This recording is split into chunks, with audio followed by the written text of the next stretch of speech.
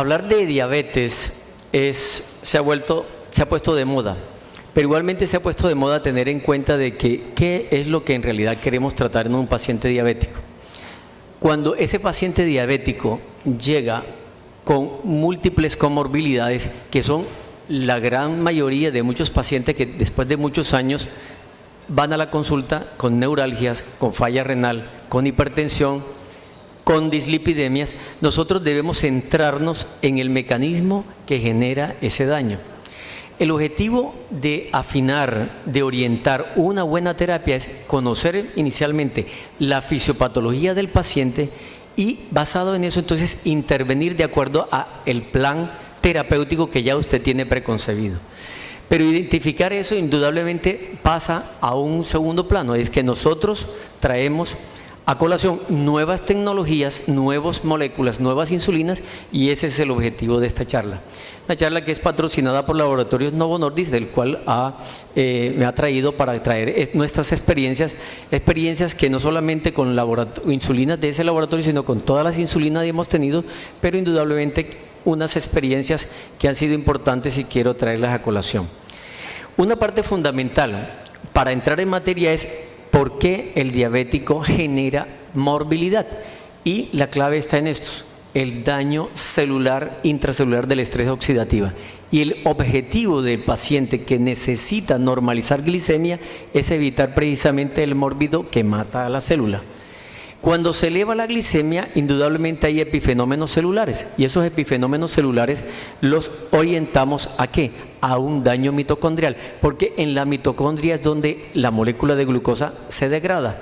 Esa degradación se presenta en forma excesiva, se presenta en forma exuberante o se presenta en forma atípica, asociada o no con dislipidemia, y va a generar una serie de problemas. El principal problema es que se van a presentar especies oxígeno reactivas. El oxígeno es el principal generador de daño intracelular en el paciente diabético. ¿Y cómo lo hace? Indudablemente toda esa molécula de 6 carbonos que cuando entra a la mitocondria es de 3 carbonos o un ácido tricarboxílico, en su molécula metilizada de CH2 hay que recoger un hidrógeno, un CO, un oxígeno y un carbono, pero el hidrógeno se va a dividir en un protón y un electrón. Ese electrón es el que va al fósforo que está diluido en la mitocondria, se va a unir a un fósforo, y ese fósforo se une al ADP mitocondrial y va a producir gran cantidad de energía. Ese es el final común, pero generalmente en gran medida los pacientes diabéticos rebasan las expectativas enzimáticas a nivel del sistema de citocromos y de coenzimas mitocondriales, y van a generar grandes cantidades de oxígeno porque se tienen que romper demasiadas moléculas metilizadas para poder saturar, para poder eliminar, para poder exportar las moléculas sobrantes de protones y de otros iones como el oxígeno. Entonces eso va a generar una gran cantidad de alteraciones que van a conllevar a la producción de las llamadas especies oxígeno reactivas y mediadores proinflamatorios en la diabetes, que son los polioles, las moléculas de glicosilación avanzada, la exosamida y la activación de la vía de la proteína quinasa C, que son los elementos que van a producir todos los daños celulares: incremento del sorbitol, del uridil fosfato, de la proteína quinasa C, que daña el receptor celular, y el aumento de proteínas glicosilantes en las proteínas, de moléculas glicosilantes de las proteínas. Esto mata al paciente, daña la célula, sea cardíaca, neuronal o sea renal. De tal manera que con base en esto vamos a tener un daño del DNA, porque esas moléculas alteran la glicosilación del DNA, va a dañar eso, se va a producir disfunción endoteliar, acúmulo de nitrotirosina, que es el marcador inflamatorio más importante intracelular, y por último, lógicamente, vamos a tener las complicaciones de la diabetes. Si nosotros queremos tener un diabético bien controlado, tenemos que tener glicemias normales. Y 2, debemos evitar que esas glicemias sean demasiado oscilantes. Si son demasiado oscilantes, indudablemente vamos a generar el mayor estrés oxidativo, porque en determinado momento hay una gran caída y de pronto una hiperglicemia excesiva. Esas grandes oscilaciones se denominan excursiones glicémicas elevadas o variabilidad elevada. Esto produce un gran problema en nuestros pacientes. Este es un protocolo de Monier que hace varios años identificó que no es la glicemia persistentemente alta la que más daño hace y la que genera complicaciones, sino las grandes excursiones glicémicas, como vemos en este trabajo, en donde él cogió en diferentes pacientes cómo en diferentes momentos iban variando los niveles de glicemia. Pero cada variabilidad de esta va a liberar gran cantidad de nitrotiracina, de nitrociramina y de elementos oxidantes, y es lo que en realidad va a producir el daño en todos los órganos. Entonces, basados en esto, ha salido una molécula dentro del nuevo arsenal, es una insulina que genera estabilidad, que genera un perfil farmacocinético interesante y que nosotros ya lo estamos utilizando hace alrededor de año y medio, es la insulina degludec. Su diseño es un diseño supremamente interesante en donde la molécula de insulina, como la vemos aquí, con 51 aminoácidos, va a ser acompañada de unas moléculas de enlace, como son un espaciador a base de glutamina y una molécula de un ácido graso de 16 carbonos que va a darle estabilidad y va a darle una vida media más prolongada. La conformación bioquímica y farmacológica de esto hace que esta combinación, hace que esta nueva molécula, cuya acción principal es insulinizar, va a generar una interesante producción de eficacia a nivel del paciente. Esta molécula de insulina con estos ligandos se va a unir en hexámeros en una forma casi perfecta, y esos hexámeros van a generar acúmulos en el sitio donde se va a inyectar la insulina. Esos hexámeros van a estar unidos a través de un mediador que es el fenol en disolución y una molécula enlace que es el zinc, que es la que ayuda a que se formen esos hexámeros y la molécula vaya lenta y progresiva y en una forma armónica siendo liberada al torrente sanguíneo. En ese sentido, igualmente, la molécula se va liberando y va en forma continua y lentamente se van difundiendo las moléculas de zinc a través de esos hexámeros. Enzimas locales van degradando y se va produciendo una liberación muy estable de la molécula, cuyo objetivo es evitar precisamente los grandes picos y los grandes valles o descensos del paciente hiperglicémico. De tal manera que esta molécula sí se acerca un poco más al llamado perfil de la insulina ideal para el paciente que va a requerir dosis de insulina basal.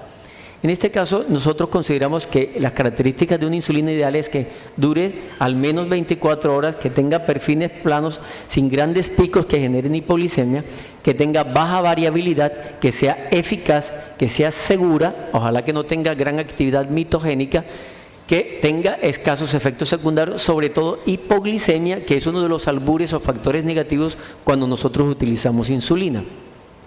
También igualmente que sea tolerada y que no incremente tanto el peso.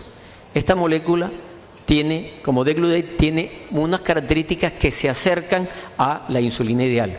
En este protocolo de Weiss, en donde habla la sumatoria de los perfiles farmacocinéticos, vemos cómo esta nueva insulina tiene un perfil supremamente estable e incluso mucho menor que las otras de acción prolongada, como son la insulina glargina y la molécula de Temir, que también es una molécula que tiene unas características de acción intermedia o prolongada. Pero como vemos, la variabilidad es prácticamente nula.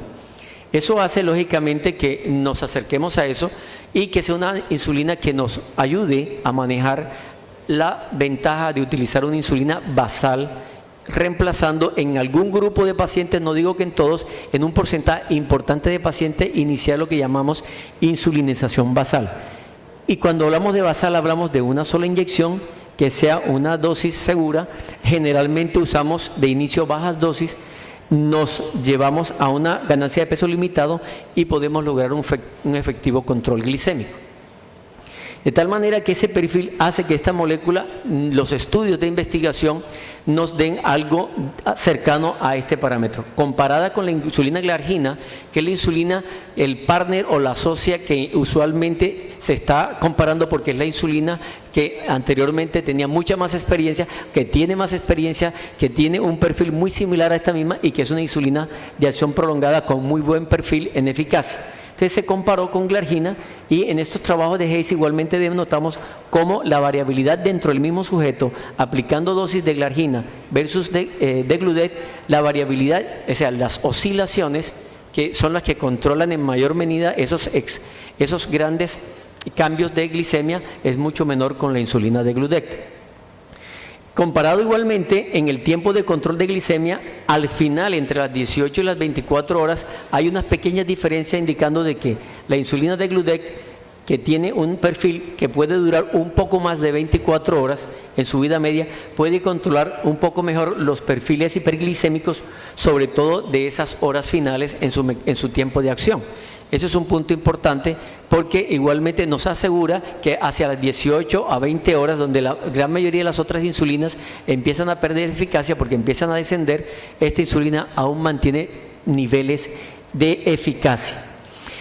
Hay una multiplicidad de estudios con esta molécula. El estudio más grande son los estudios llamados BEGIN. Uno de ellos, pues no lo voy a sobrecargar con los estudios, es simplemente una comparación entre el uso de Degludec y glargina versus glargina en pacientes diabéticos tipo 2 que venían tomando metformina o cualquier otro hipoglicemiante. Se compararon, este es uno de los estudios bases que identificaron las bondades de esta molécula y que la llevaron a la aprobación por parte de las autoridades farmacéuticas. Se completó el estudio durante un año aproximadamente. Usualmente la insulina de Degludec, como vamos a ver más adelante, puede aplicarse en diferentes horas del día, más sin embargo en este estudio se aplicó en la misma hora para evitar que el comparador no tuviese dificultades, y al final del año la comparación entre Degludec y glargina prácticamente no hubo ninguna diferencia en cuanto a hemoglobina glicosilada. Ambas moléculas disminuyeron en una forma idéntica el descenso de hemoglobina glicosilada, que estuvo entre el promedio de 8.3 hasta 7.4 aproximadamente. De tal manera que en eficacia ambas son eficaces. Lo mismo también en glucosas en ayunas, muy similares. Donde hubo diferencias en todos los trabajos BEGIN fue en la menor cantidad de hipoglicemias en los comparadores entre insulina glargina y Degludec. En promedio de insulinas, ambas disminuyeron la glicemia, pero hipoglicemia fue 18% menor en todos los casos, sobre todo diurnos y hipoglicemia no severa, y hasta 38% en los casos de hipoglicemia nocturna de algún nivel de riesgo. Este es un punto clave. Todas las investigaciones apuntan de que eso hace parte del perfil de seguridad de esta molécula. Recientemente igualmente ha aparecido otro protocolo que invita a que esta molécula se puede combinar con los llamados análogos de GLP-1, y va a venir una combinación. De hecho, muchos de los países ya tienen la molécula. En América Latina, en Colombia igualmente va a iniciarse la combinación de esta molécula con un GLP-1-like o un estimulante GLP-1 como es el liraglutide. Esta combinación en la cual uno puede unir la insulina con una molécula como un inductor de GLP-1 que va a ayudar a perder peso, va a disminuir saciedad, va a generar termogénesis y va a mejorar igualmente la capacidad de neogénesis del páncreas, es una interesante opción. De tal manera que esa combinación entre insulina y GLP-1 también nos va a ayudar a usar menos dosis de insulina, y nos puede llevar equitativamente a que el paciente que pudiese ganar peso, lo que va a hacer es perder peso. Vamos a tener dentro de unos pocos meses ya esta apuesta interesante de esta combinación. Igualmente, esta combinación nos da algo interesante, que la molécula del liraglutide es muy similar al GLP-1 nativo humano. De hecho, de todos los GLP-1 que hay en el mercado, que hay en investigación, incluso los que están en proceso de investigación, es la molécula que más se acerca y solamente tiene 2 cambios conformacionales de aminoácidos en la molécula nativa de GLP-1, que, como sabemos, estimula la liberación de insulina en el páncreas y tiene efectos favorecedores del catabolismo glucídico a nivel periférico. De tal manera que en este momento estamos aquí con las experiencias que hemos tenido, que han sido favorables con esta insulina. A futuro vamos a encontrar investigaciones como la nueva insulina Exubera, que inicialmente salió hacia el mercado en el año 2000, empezaron las primeras pruebas, pero hubo que ser retirada del mercado por problemas de fibrosis pulmonar, y en este momento probablemente se le cambie el nombre porque hay unos protocolos nuevos, en donde va probablemente a ser traída hacia el 2018 aproximadamente. Existe una forma de insulina no degradable enzimáticamente en el tubo digestivo con unas microcápsulas, o sea, están encapsuladas en unos microporos que se llama Oralin, que también va a venir, pero aún no ha pasado la prueba de eficacia porque no tiene comparador en este momento. Esta es la insulina de Gludec, que ya la tenemos en Colombia. Viene una insulina pegilada, es decir, se le une a una molécula de politilenglicol para darle un poquito más de tiempo. Va a tener un perfil parecido a la insulina glargina y probablemente en tiempo similar a de Gludec, y estamos esperando los resultados de esta nueva insulina, en donde se une la Lispro con la pegilación o la prolongación en el tiempo de esta molécula. Y igualmente, que no es tema acá de información, pero ya vienen o existen los llamados dispositivos de liberación de insulina controlada o páncreas artificial, que en un futuro van a estar generando cierto tipo de nuevas, de una nueva innovación, pero que tiene también sus pros y sus contras, no solamente en la parte de control de calidad, sino en la parte de costos.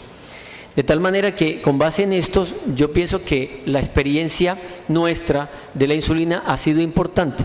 Uno de los casos que yo traigo, por ejemplo, acá es de este paciente de nuestra unidad de trabajo en el Hospital Universitario del Caribe, en donde nosotros utilizamos en este paciente CC, que le hemos llamado. Es un paciente que tiene 10 años de estar con diabetes mellitus tipo 2, tiene 62 años, está tomando 1.700 miligramos de metformina, o sea, una tableta 2 veces al día, y 2 tabletas de glibenclamida. En este caso, vemos que el paciente está mal controlado con hemoglobina glicosilada de 9,8, no está en metas lipídicas, no es hipertenso y tiene una microalbuminuria de 38 miligramos en 24, que indica que está perdiendo proteína por a nivel renal.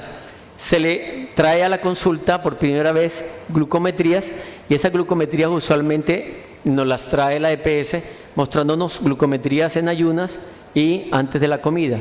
Le explicamos lo que es un buen perfil glucométrico y le hicimos algunos ajustes a este paciente, porque es fundamental que el paciente que va a requerir monitoreo glucémico va a aplicarse insulina, debe tener un control de monitoreo glucémico. No se entiende cómo podemos manejar nosotros un paciente diabético con insulina sin monitoreo, porque estamos manejando un avión a ciegas. Entonces, el primer monitoreo que le pedimos al paciente nos mostró estas variaciones. El paciente aún no entraba en la costumbre de hacerse el primer monitoreo como debe ser, porque les exigimos por lo menos 2 semanas de monitoreo intensivo, y se hizo glicemias pre y post, y observen que está absolutamente mal controlado por donde se le mire. Se le hizo un ajuste al paciente, se le inició una insulina como esta de Gludec de un paciente que tenía sobrepeso, pero que no estaba en obesidad mórbida. Se le aplicaron unas dosis equivalentes a alrededor de 0,4 unidades por kilo de peso al día. Se le subió la dosis de metformina y se le bajó la dosis de glibenclamida, que es una sulfonilurias estimulante, pero que en el tiempo puede perder eficacia. Al paciente igualmente se le hizo controles 2 meses después, y estas fueron las glucometrías posteriores.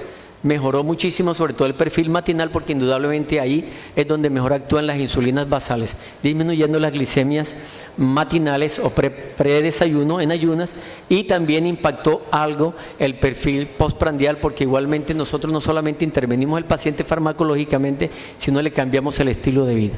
Al cambiar esta parte, nosotros mejoramos muchísimo y de una forma eficiente el perfil.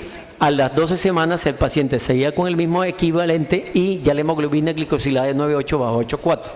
Encontramos igualmente que persistía la microalbuminuria y los triglicéridos aún estaban elevados por encima del valor mínimo de 150. Le hicimos una nueva fórmula, le agregamos un PIPAR estimulante como fenofibrato, PIPAR alfa, le incrementamos la actividad física a estos pacientes que tienen más de 10 años, a todo paciente que va para un ejercicio controlado y de base aeróbica tiene que tener por lo menos un ecocardiograma y un electrocardiograma. Le ajustamos la dieta y lo volvimos a controlar. Le subimos la dosis de Gludec a 20 unidades al día, y en 16 semanas obtuvimos un descenso no tan importante, pero ya normal, de triglicéridos. La microalbuminuria bajó algo y la glicosilada bajó a 7,9. Esto es un punto importante porque hemos notado en al menos los 50 pacientes que tenemos en experiencia que la gran mayoría de los pacientes con esta insulina tiene un buen y adecuado control metabólico. Estas fueron las últimas glucometrías que obtuvimos. Indudablemente nosotros creemos que con base en estos elementos, la insulina de gluten bien manejada en el paciente orientado, bien intervenido, podemos lograr evitar la gran variabilidad glicémica que hay en los pacientes, que se identifica sí o sí siempre con una buena glucometría, con un buen perfil glucométrico. 2, le disminuimos el porcentaje de hipoglicemia, le aseguramos que el incremento del estrés oxidativo vaya a producir un daño neurológico o cardiovascular y le mejoramos sobre todo la calidad de vida. Nuestra experiencia ha sido exitosa, nuestra experiencia nos dice que esta es una insulina que en una forma supremamente interesante y con unos perfiles que aún de bondad que aún no se han terminado de evidenciar, podemos darle pie de que es una insulina segura y eficaz. Como norma, al final igualmente entendemos que la flexibilidad de usar la insulina a diferentes horas del día, es decir, podemos aplicarla un día a las 3 de la mañana, otro día a las 8 de la noche, otro día a las 5 de la tarde, eso nos habla de que esta insulina, a pesar de esas variaciones, en el estudio Begin Flex que se hizo, evidenció que era una insulina que era confiable y que nos daba seguridad y tranquilidad. La experiencia es buena y yo les agradezco lógicamente el tiempo que hayan estado aquí y si hay algunas inquietudes, con el mayor gusto se las aclaro. Muchas gracias.